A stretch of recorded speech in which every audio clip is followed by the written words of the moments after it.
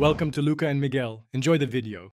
In this video, I will explain how to make pumpkin custard pie. First, preheat your oven to 425 degrees Fahrenheit. Then, gather all your ingredients, including one 15-ounce can of pumpkin puree, 2 large eggs, and one 12-ounce can of evaporated milk.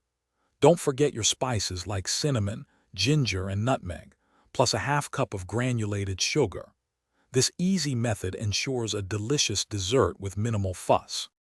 Now let's prepare the delicious custard filling.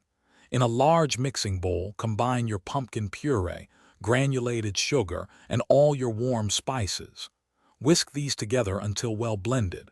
Next, crack in your 2 large eggs and pour in the evaporated milk. Continue whisking until the mixture is completely smooth and uniform. This step is crucial for a creamy, consistent pie. Once your filling is ready, carefully pour it into your unbaked 9-inch pie crust. Place the pie on a baking sheet to catch any potential spills. Bake at 425 degrees Fahrenheit for the initial 15 minutes. Then, reduce your oven temperature to 350 degrees Fahrenheit and continue baking for an additional 35 to 45 minutes.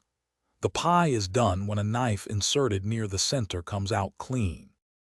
After baking, remove your pumpkin custard pie from the oven and let it cool completely on a wire rack.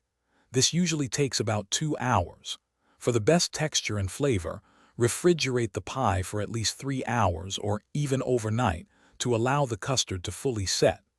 Slice and serve your delightful pumpkin pie chilled, perhaps with a dollop of whipped cream or a sprinkle of cinnamon. Enjoy your homemade treat.